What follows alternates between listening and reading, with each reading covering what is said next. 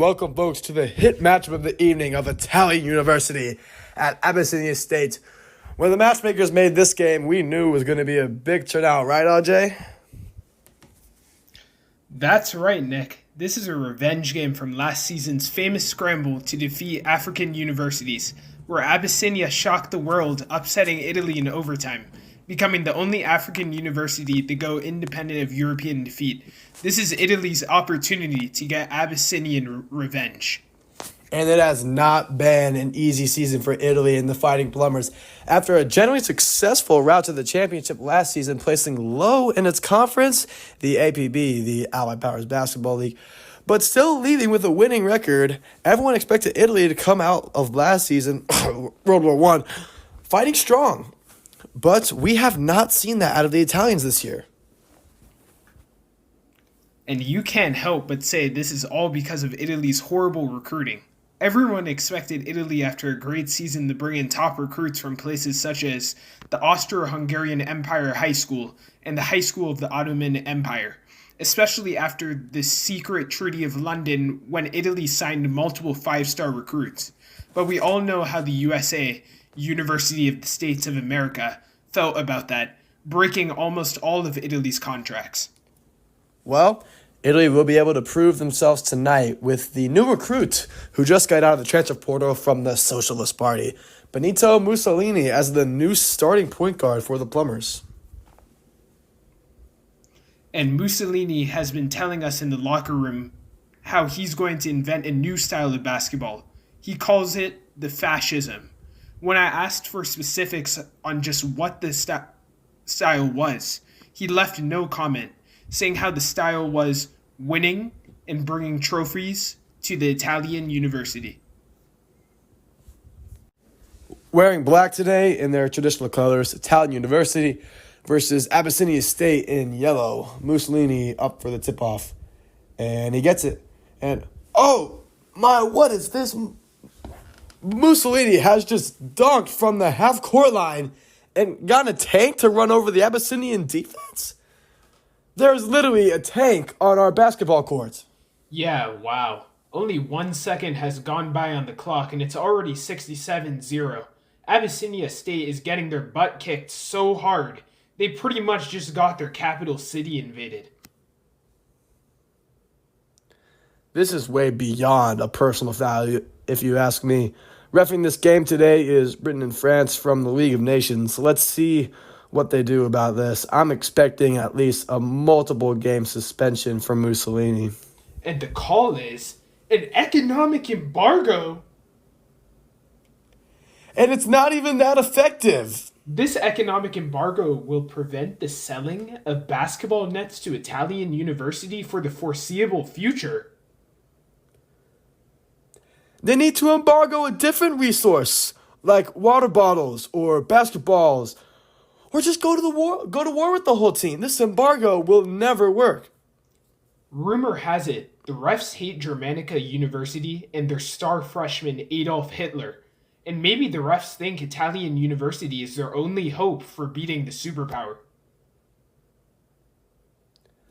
Well, it looks like Italy is going to win this match by a landslide. All thanks to Mussolini's new fascism playing style, which we definitely saw tonight. Mussolini reportedly invented this playing style in high school, where it was picked up by fans, some who grew up to be other players in the league, such as Adolf Hitler from Germanica University, which I hear is now going under a name change, changing their logo to a swastika.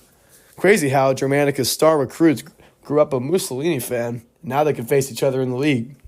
Just like Jordan and Kobe. Next week, on Italian University's schedule, they're taking on the University of Repubblica Española on ESPN.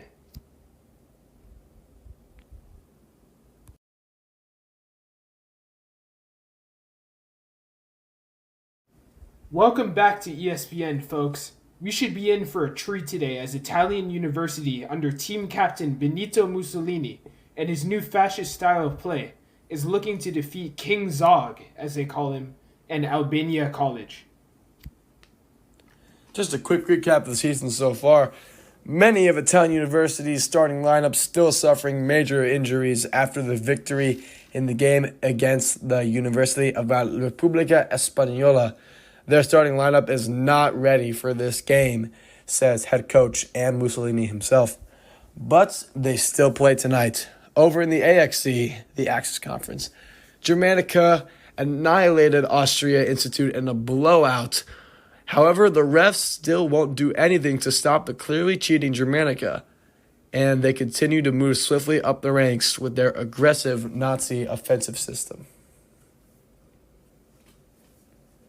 It appears the League of Nations refs are blind. They aren't producing fair calls at all. I get that our new rulebook, the Treaty of Versailles, was a little unfair, but these refs are letting Italian University and Germanica go on a rampage. That rampage has gone well for Italian University, though, who is still undefeated. You could tell they're able to maintain their signature brisk pace through a strong work ethic and dedication. Mussolini is known for his post-game speeches in the locker rooms, which may serve as a source of motivation for his teammates. Let's see what they do on the court tonight without their starting lineup. The previous game against the University of La Repubblica Española could be compared to a civil war with the severity of Italian University's injuries. And Albania College is getting totally destroyed, 71-4 by Italian University, and the first quarter hasn't even ended yet.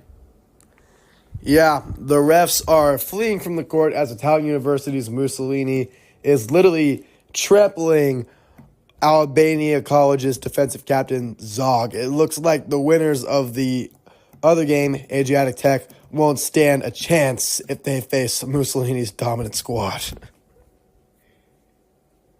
Oh no! Zog has been rushed off the court with what seems to be a terrible injury. He couldn't even raise a finger to signal for medical assistance. It's likely to be a season-ending injury, almost an exile from professional basketball, if you ask me. And this invasion of a game has been ended in the first 5 seconds. Italian victory. Post-game, we see Albania sulking off the court, while Italian University players stood in front of the crowd with expressions of triumph. Let's move on to the key highlights of the press conference with Mussolini after the game. Victory. What allowed you to have such a high level of success? Well, all I really have to say is we treat every game as if it's a battle in a larger war.